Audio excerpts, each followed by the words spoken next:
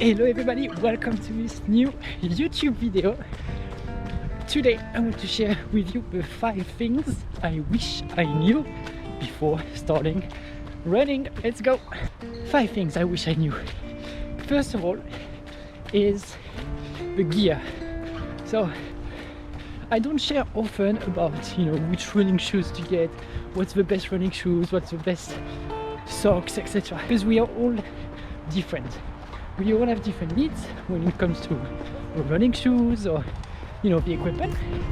So but the key of course is to find comfortable running shoes. It's something you feel comfortable with, where you feel that you have enough support, enough comfort. And the best of course for this, especially if it's your first running shoes, don't order them online.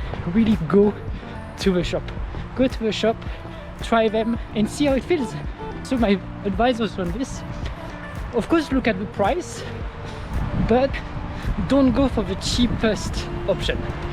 To get started, I think a 100 euro, 150 max is great. It's a great start. Don't spend 200 bucks, 200 euro on your first running shoes, but don't spend 20 euro either. Going up. Then socks. Socks are actually important, but again you need to try different one. So you've got like really thin socks, socks then sometimes with more comfort. To be honest, I started with socks which were a bit thicker. It was okay until the point where I tried a really thin one and all my blister problem went away. So again, try different socks. Make sure to run with running socks. The third thing, it would be actually my number one accessory for running. It's my flip belt. So this one here, because I have pockets all around. I can put my phone, I can put my GoPro as well, I can put my keys, ID card or something. It doesn't move too much, it doesn't bother me, because oh my god, I've tried so many running belts before. It was not okay, like it was always moving all the time. And this is a Nathan belt. They also have like flip belt, another brand, and they're just so convenient. Look,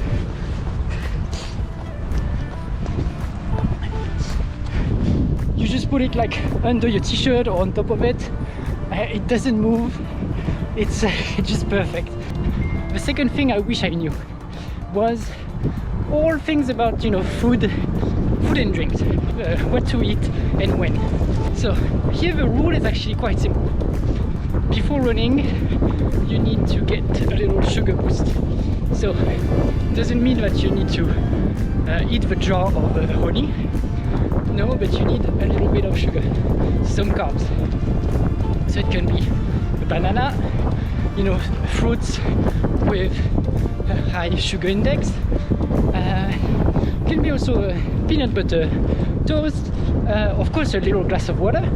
So before going for a run, you need energy, so you need sugar. If you go for more than 1 hour, well, it depends of course on your level. If you go for 1 hour and you can run 1 hour without too much difficulty, you're good. But think about then you need energy for the second hour, and this is where you need to get around 30 to 60 grams of carbs per hour of exercise.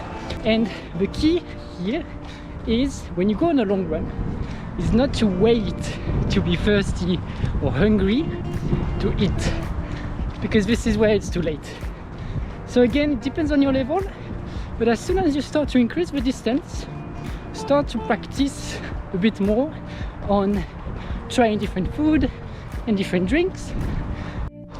The third thing was like which app to use, or like whether I need a running watch or not. So which apps to use?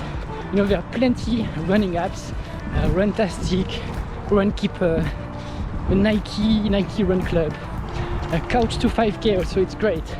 plenty options. I will put them here on the screen so you can find the one you like, so you can use them. But bear in mind that when you start running, if you don't have a running watch at the beginning, it's totally fine. You don't need to spend $300 on a running watch. All the entry-level watches honestly are doing a great job. You know, there are two options. You don't always need to track everything that you're doing. You know, I love sometimes just going for a 20-minute run in the morning and don't take anything, just take my watch to see the time, but I don't need to always see my pace, speed, etc. So I just to run with your mind free, not worry too much about technology, and just enjoy it. Number 4, actually 4 and 5 are actually linked a bit to each other. Number 4 is pace, speed, and that's what I see with a lot of beginners. They often complain to be out of breath after 2 minutes. We tend to start too fast often. So the key advice here that I can give about pace is when you're starting, just to run at a pace where you can talk, where you can sing, where you can have a discussion.